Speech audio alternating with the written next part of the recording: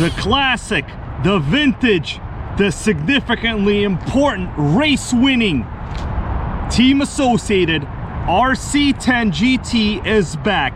And you guys, you can pick one up too, but not this one. This one, it's mine. The name alone, RC10GT, makes me excited. I hope you out there watching this, you are excited as well. Now this is a 2002 model, not the very first generation. Look at that, the antenna poking me directly in my face, and I still can do a proper monologue. Team Associated recently just re-released the vintage 1993 model of the RC10GT chassis. This is a 2002, that means this is newer. But is it any cooler? The answer is they are all great because they are nitros. The weather looks like it might go downhill real fast, but you know what's not gonna go downhill? The reliability of a vintage nitro. Let's do the quick New York City fire hydrant congestion pricing on that bridge review of the RC10GT. Now this one, it has some wear. You can tell by the tires. The body is in relatively normal condition. Unfortunately, the prior owner really cut out the windows way too much and did a terrible job. You never want to butcher your body like this. In fact, if your engine tune is proper, you should not need extra air cooling like this. Maybe one hole in the front, you know, this is okay here in the back, but when you've cut out the entire canopy, you, my friend, have wound up with the reliability of a Volkswagen GTI, and not even the VR6, the 1.8T model. Let's take the body off and we'll do a chassis review. I've decorated the fire hydrant. I'm an artist, guys, a nitro artist. Looking from the top-down view is probably the best view you're gonna get, because these trucks are designed to do one thing, and that is race. That is handle great in the turns. And what you really need for that is a proper low center of gravity chassis. You need nothing extra. You need to mount everything as low as possible in the chassis. You could see the servo is literally laying flat on the chassis. Now for my purposes, I have kept the original receiver just because I don't want to remove it, but I am running a modern FlySky GT5 radio system. We have anodized aluminum shocks. These are factory on this ready-to-run model. It appears the only upgrade this one has is the highly desirable Robinson Racing metal spur gear. Gear mesh is impressive. It is very good. Even the battery pack is mounted at the lowest possible position here in the rear. Same thing, aluminum oil-filled shocks, a massive amount of preload. We have metal drive shafts. The factory T model, which would have been the more upgraded kit version, would have had MIP CVDs, but we cheaped out. We just have the regular metal drive shafts, which is fine. Factory original tuned pipe, nice fat exhaust header, and the star of the show is the Team Associated .15 engine. Now these are proper ABC engines. In my opinion, one of the best ever made. Some brands call them Thunder Tiger 15. Basically, they're all similar. Team Associated Thunder Tiger depends on branding, but super reliable pull start. This one has, oh, very impressive compression. Very impressive. Very good compression. I've honestly almost never come across one of these engines with a low compression. It has just never happened. Now the front end, it's pretty straightforward. We just have two bars here for reinforcing the chassis. Now the re-release 1993 model is a different chassis, but overall specifications, length, width, stuff like that will be exactly the same. Power switch in the rear. We have a reliable all-metal carb body with a high speed and a low speed needle. You guys understand, in 2002 HPI was releasing single needle carburetors on their ready-to-run trucks. This already featured a 2-needle carb. Bottom of the chassis and this one is relatively clean. It's a straight looking piece of aluminum plate. That's all you need to go fast. Well guys, the New York City fire hydrant congestion pricing bridges all over the place review is done. Let's fire it up and run it. Tuning screwdriver for when we're gonna need it. I am running vintage old school Byron fuel. This stuff is impossible to get. Savor the orange color. If you need good fuel, get VP. I put a link in the description as well. I want you guys out there making sure you are using good fuel for all of your nitros, whether they're old or not old. Let's do the prime.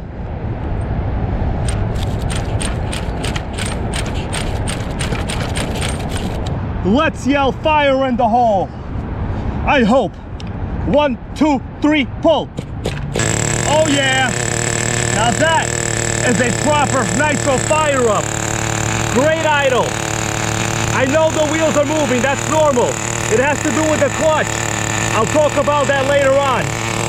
We got ourselves a vintage runner. Warm it up a little bit. Sounds nice.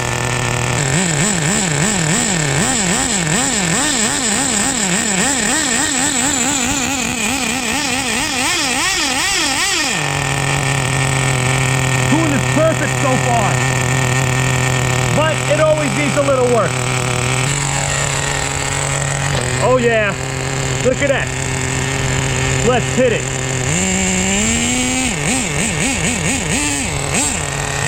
I'm not liking the salt on the ground, but what can I do about it? Nothing. It looks like it's about to get wet. Two-wheel drive, wet handling.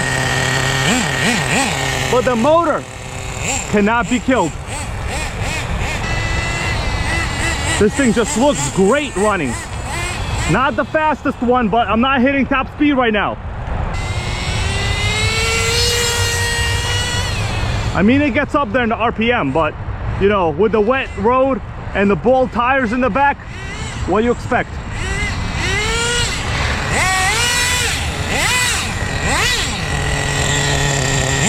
Uh-oh. I think we got ourselves a loose slipper clutch. Something bad happens, might have a loose slipper clutch. Oh yeah, it's not getting much. Maybe the ball diff is loose. Could be the ball diff. I'm not getting any power. Sickening. Let's check out what the problem is. I'm gonna shut it down. All right, shut it down. Let's take a quick look around. There could be two situations. Either the slipper is loose, which would be this nut over here, or the ball diff inside the stealth laydown transmission needs to be adjusted. So let me see how I'm going to test this. I'm going to put it on the ground. I'm going to move the spur with my hands. Let's see if I get any power. Oh yeah. Nah, it's slipping. You could see it. Watch. I'm going to move my finger. Watch the wheels. I'm easily able to move the spur and the wheels aren't moving. That's how you know you have yourself either a loose slipper or a ball diff issue. Let's check the slipper nut. This is it right here, spur gear. It's actually about to rain right now. This might be the last thing I'm going to do today. I don't know, but I hope not. I'm going to grab the nut, and if I'm able to turn it, we know we have ourselves a loose slipper clutch. So I'm going to hold the spur gear. Let's turn it. Oh yeah, I'm able to turn it. On these cars, you pretty much want it relatively tight. Well, for my opinion, rather. Yeah, it was loose for sure. Yeah, much better now. I'm thinking nut itself is probably old, and even if I drive it, it's going to loosen up again. Guys, it's like about to rain right now. What do you think? We have another fire in the hole. There we go.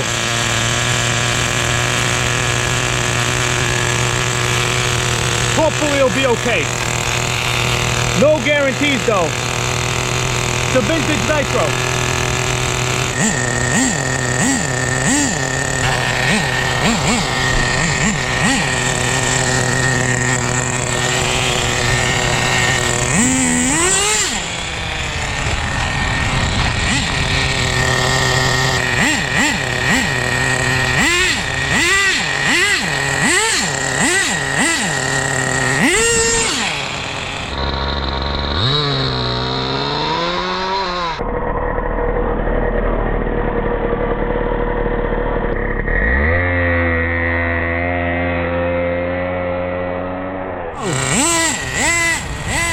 seems to be a little better. Of course, the traction is still horrible, but it's a little better.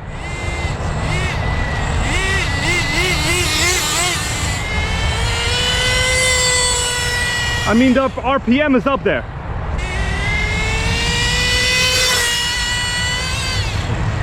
Fucking fast. Yeah, trying to get 40. I'll be happy with 30. It got better.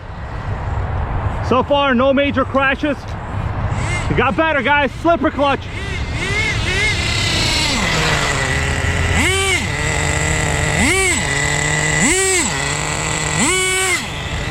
Sickening.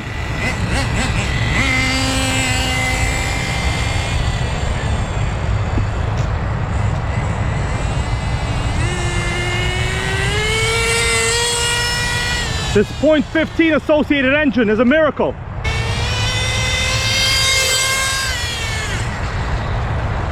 And that's old 20% fuel, everybody. It's not even good.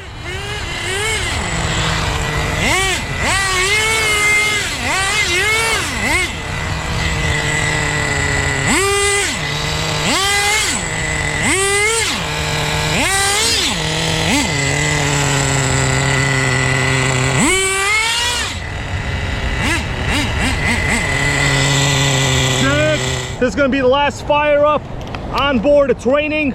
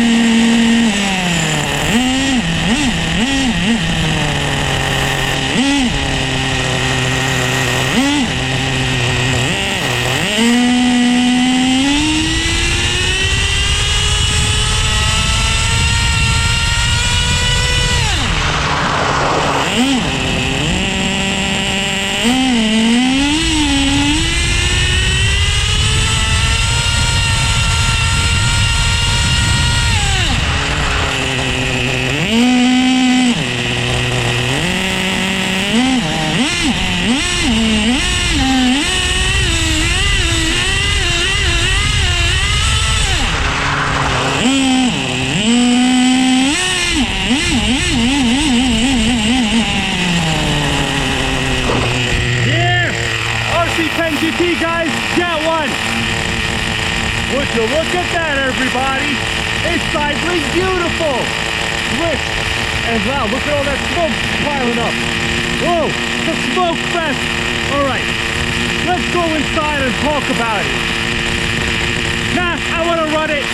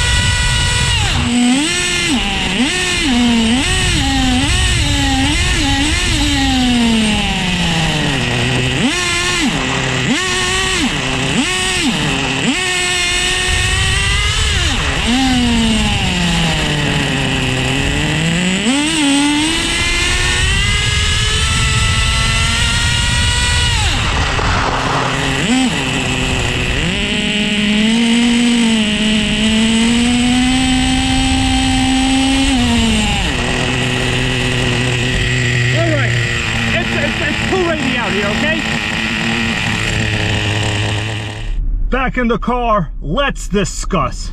You see that? I told you guys. It was raining. What do you think? You think I would cut my run short with a vintage RC10GT? No, I'm trying to preserve the Nitro. Me, I'll survive. I'll be okay. I will take a shower.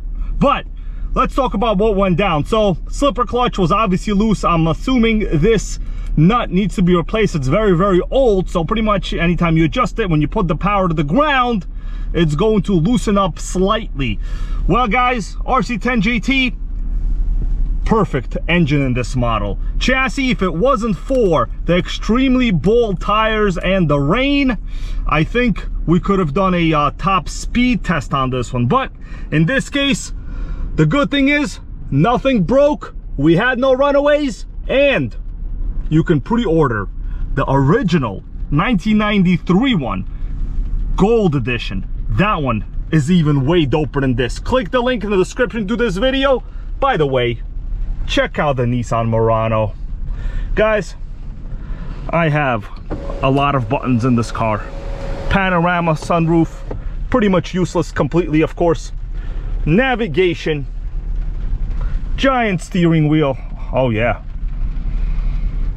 Unfortunately, the Nissan Murano is not as reliable as a vintage Nitro. Well guys, that's it for now on the RC10GT. Leave me a comment, tell me what you think, and I will see you in the next one.